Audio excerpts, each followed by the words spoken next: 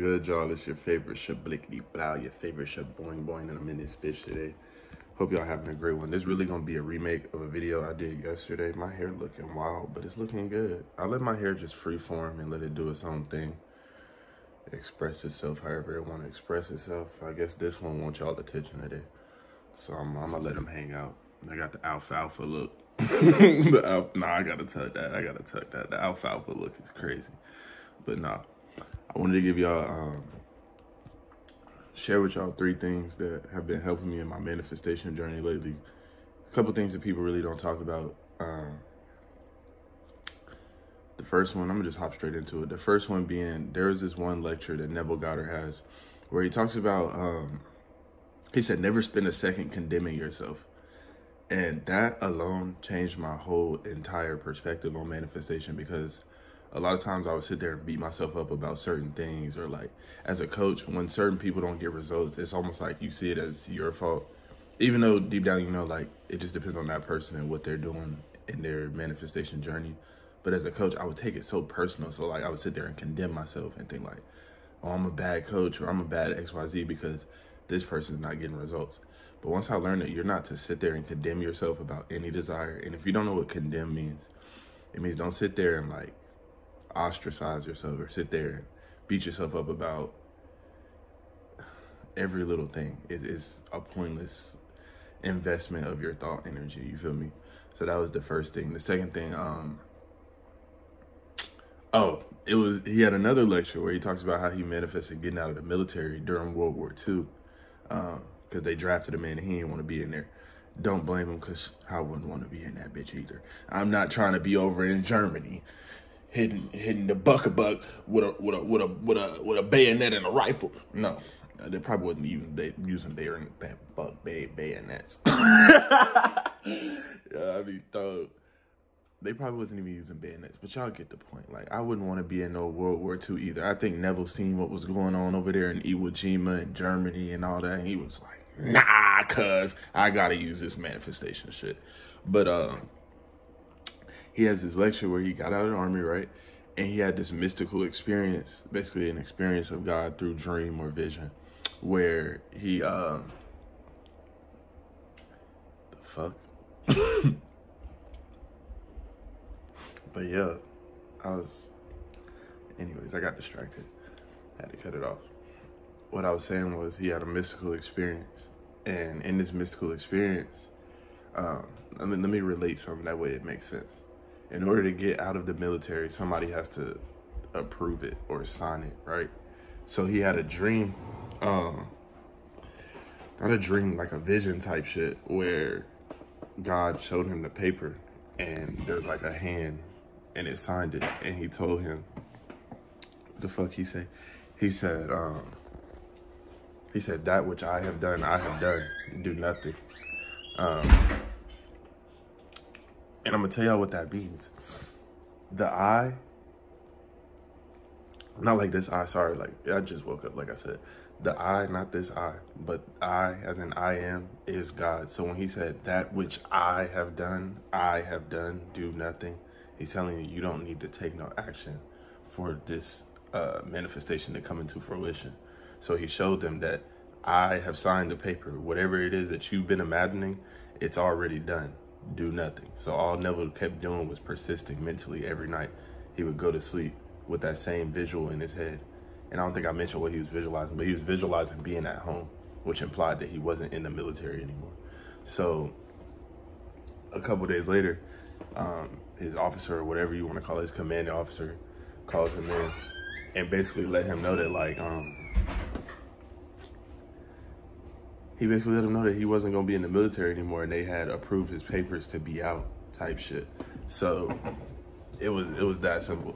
But the way that helped me was realizing that, like, when I'm doing my imaginal acts, besides like a very small spectrum of things, there's not much for you to do for your manifestation. And if there is, or you feel like there's something for you to do, y'all know you can literally ask your subconscious mind. You could be like, or God, whatever you want to call it. I say that all the time, but you can literally just be like, God, subconscious mind, if there's anything for me to do to aid in this manifestation or to help me get this manifestation, reveal it to me clearly.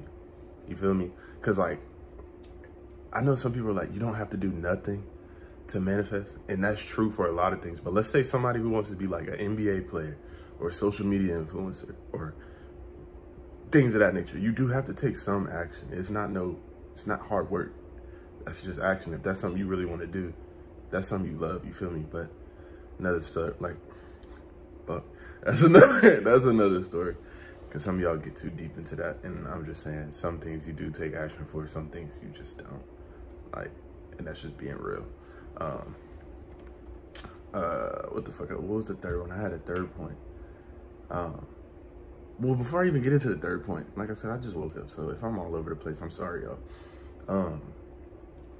But what that helped me do was learn that, like, once I do my imaginal act, there's not much for me to do.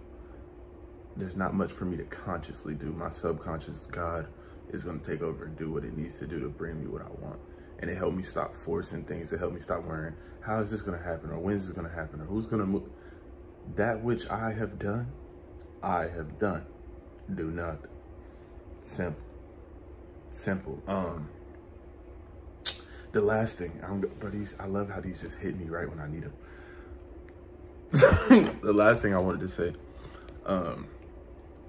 was exercising or practicing the freedom of thought and free will and how that'll actually change your life. And I know everyone's like, oh, you don't got free will, blah, blah, blah. Shut the fuck up. I'm not talking about that. I'm talking about in your reality. One, let's talk about freedom of thought. This is why I say you should exercise freedom of thought, because you're allowed to think whatever you want. The reason limiting beliefs and resistance is annoying is because it restricts you from thinking whatever the fuck you want. There's no rule in this world that's stopping you from thinking or entertaining thoughts that you want to entertain. No one's forcing you to think the way that you think. So it's like you have complete freedom to start consciously changing how you think or changing what you entertain. And you can change, like, you could literally view a situation, view a person however you want to. And I would obviously suggest being positive or using that lovingly, because some people are evil. Let's just be real. But that's all I'm saying. Like, you have the freedom to imagine and think whatever you want. Anything that restricts your imagination or restricts what you're thinking about, that's a problem. You feel me? You get to think whatever you want. And that's something I've been practicing more and more lately, just the freedom of thought. And then when I say free will, I mean breaking out of your subconscious patterns and habits and start doing things that are outside of the norm. Like, do things that are outside of what you normally do. That's why a lot of people are bored, depressed, sad, in a state of apathy, which I talked about before, because they're not doing anything outside of their day-to-day routine. Even if it's just taking a different way to work, if it's using I don't give a fuck what it is, do something different. Do something that's like, that makes today memorable. Exercise your free will. I try to do it every day where I'm meeting a new person or I talk to someone I always wanted to meet. For me, it's always socializing. I like meeting new people, because when you meet new people, you're going to remember. Most of the time, you're going to remember how you met someone. So, like, that's how I do it. You can find your own way. Also, like, make beats and shit. So, like, every day I'm going to do something different. I might change up the way I make a beat. I might change up the type of person I'm talking to. I might change up the fact that I might do some crazy shit and be like, fuck it, I'm gonna drink my juice out of a bowl today. Just do some random shit, bro. You, like, remember that in that sense, you do have free will. Do some random shit. Do something fun, loving. I don't give a fuck. Just, all I'm saying is exercise your fucking mind, bro. Did I spit on my chin?